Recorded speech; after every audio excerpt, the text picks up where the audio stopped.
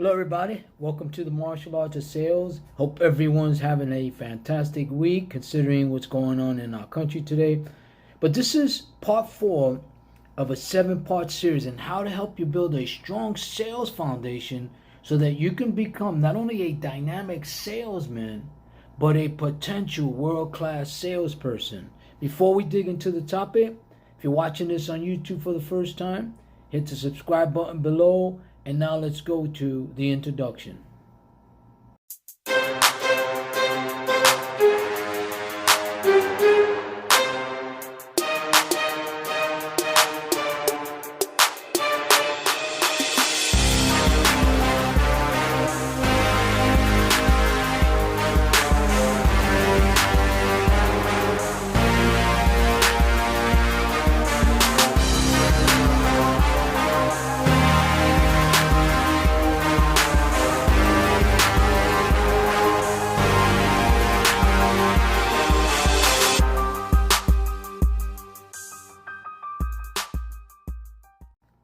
Part 4, understanding your prospects and how to convert them into a customer.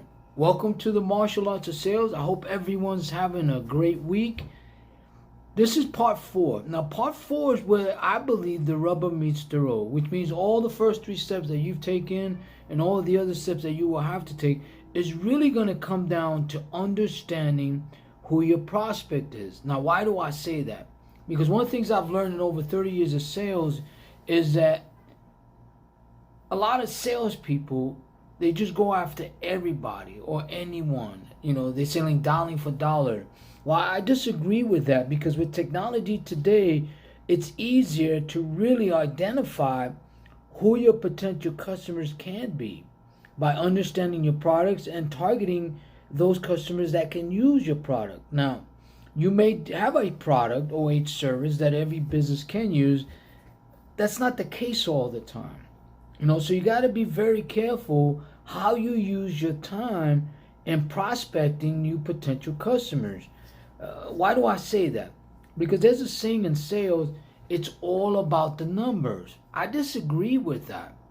Here's why I disagree with that. It's all about the right numbers. What do I mean by that? For example, let's say you're getting 1,000 leads a week. When you're buying these leads or you're getting them through automation on social media, whether you're paying for advertisings or promotions or whatever the case may be, you're getting 1,000 leads a week. Now you have to make a potential 1,000 phone calls or 1,000 emails or 1,000 text messages or 1,000 direct messages. Either way, you have to respond to a potential 1,000 people, right? If you don't have a call center, you're an individual, that's a lot of phone calls. I could tell you that right now. However, let's just say out of the 1,000, let's just say maybe 10% of them are actual real customers that really could use your products or services. So that's 10% of 1,000 phone calls. And let's say out of the 100, 10% actually are qualified as customers or potential customers. So that's 10 prospects or 10 what I call qualified leads. Then let's say out of the 10, you close 50%. That's 5 new customers. Depending on your services, depending on your products, that may be a lot of customers for the week or for the month. That may not be a lot, depending on your average price cost. So you had to go through 1,000 leads to get 5 sales. Just think about that. That's a very low ratio. However, what if you flip it the other way? What if you target those 100 people that are really qualified for your services from the get-go? You're going to have a higher percent closing ratio than you would if you started with 1,000. One of the reasons why is because psychologically it wears people out. But if you target and know who your prospect is, you're going to have a higher percent of converting them into a qualified customers. That's what the martial arts of sales will help you do. So let's dig into this topic. Understanding your prospect and how to convert them into customers. Now, I do have my chart here. I do have my notes here, so bear with me. One of the things, now these numbers, there's 7 steps within this part 4. But then that's not the order. It's just when I say 1, it could be step number 5. But these are steps that you need to take in part number 4 in order to convert that prospect into a customer. So number 1 is you have to target who your qualified customers are. I do that all the time. I put together and I strategize who I want following me, who I'm going to follow. Now, there's 2 categories that I personally follow. Those that I could learn from and those that I know need my services. It's cut and dry. Okay? So when you target who your customers are, you're going to zone in. You're going to be more focused because, one, you know who they are. You're going to be more prepared for them. Does that make sense? So keep that in mind. I always believe in targeting who I can help with my services. Number 2 is be prepared before the initial contact.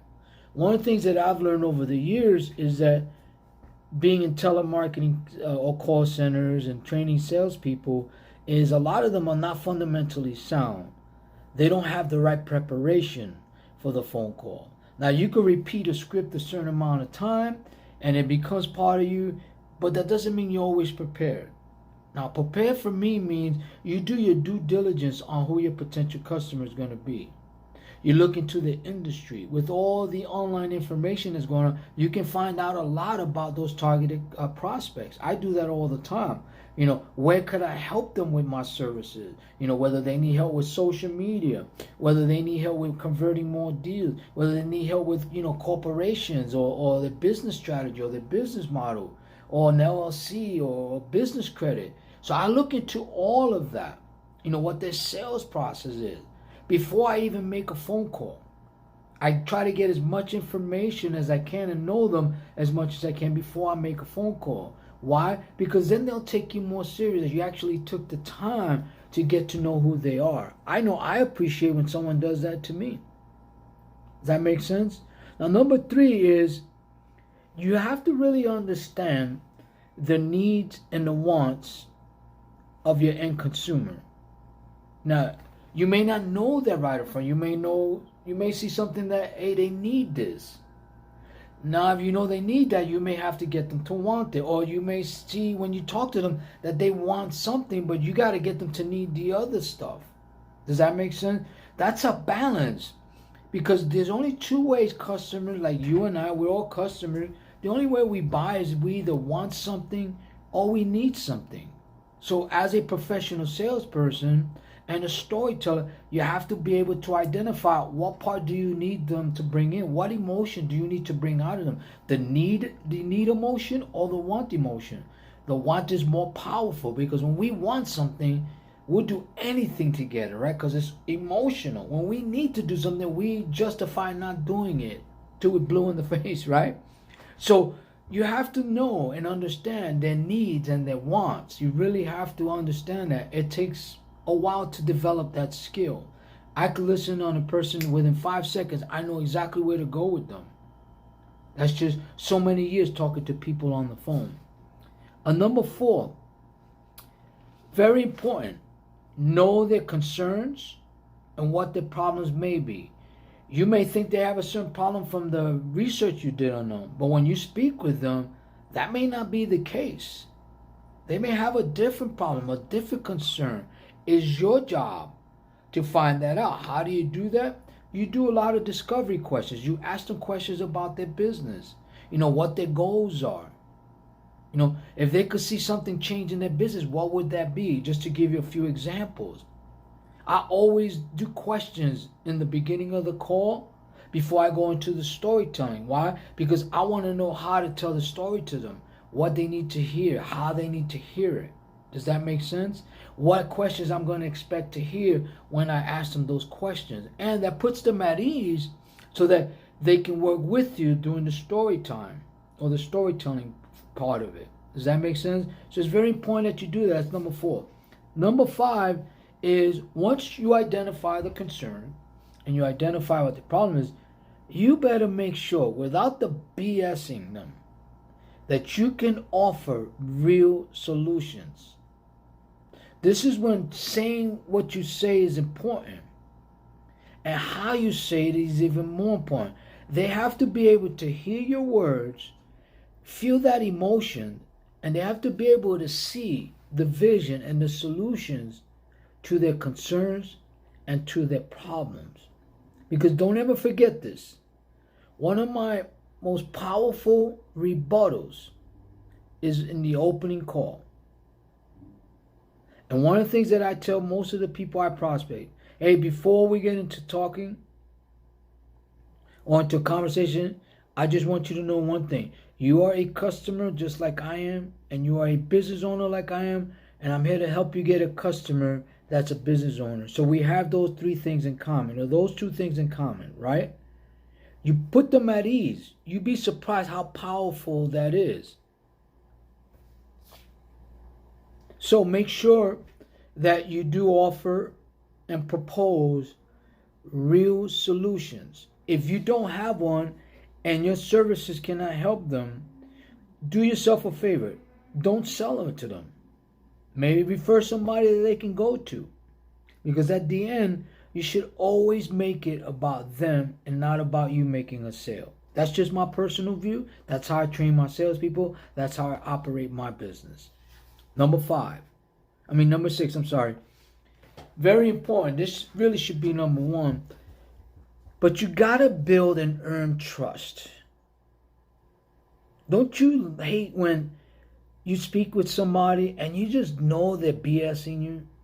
There's a saying in sales, which I don't like it, but it exists. Don't bullshit a bullshitter. I don't particularly say that because I don't BS people. I lost a lot of sales because I wouldn't do that. But you gotta earn trust from the beginning. And that starts with the cold call. That starts with the initial text message or the initial direct message or the initial email. One of the things that I've learned because of technology, there's a lot of advantages, but one of the disadvantages that I noticed is that no one's personal anymore. Everything's about email and text, and a lot of business gets done that way. I'm the old-fashioned way. I like to speak with people so they can feel what I feel, so they can understand that I understand them. Does that make sense? So you got to earn the trust. And the way you earn the trust is you take the time to solve their problem. Think about them. Make it about them. Never make it about you, even though you're the ticket, even though I believe we're the commodity, we're the bridge. But they'll know that. But they don't want to hear that. They just need to know that you understand them and that you got a solution to their problem. Or even if they don't have a problem, that you can help them just generate more revenue. That's what they care about most. Once they see that and that's done, then they think about the relationship. Does that make sense? Okay. Number 7 is once you earn the trust, you offer solutions, you talk to them about their problem. Here's the bottom line, guys. You better produce those results. You better produce and provide the solutions that you said you can. Because if you don't, you're always going to be chasing new business. You're not going to get referrals. You're not going to get a good review. They may not even follow you anymore. So you're always going to have to keep building that customer base. So just think about those things. Now, when you accomplish these 7 steps, and you do all the things prior to this, step 1, 2, and 3, or part 1, 2, and 3, you're going to see how your closing ratio increases. Because one of the things that I've learned in 30 years of sales is, and within a minute or 2 minutes of a conversation, I'll know where to take this customer. I'll know if this is a real buyer, or not. I'll know. It's my job to do that. Because the last thing you want to do is you did everything right. And you come to the close and you ask for the order, and the worst thing you can hear is saying, I don't have any money. Well, that's not the customer's fault. That's your fault for not pre-qualifying them. That's why targeting the right prospect is important. And doing the qualifications, doing the sale process, or what I call discovery, is important because, at the end of the day is you have a solution, you have value, you want to make sure that people pay for your value, right? That's just the bottom line. I do it too. I pay for value. Does that make sense?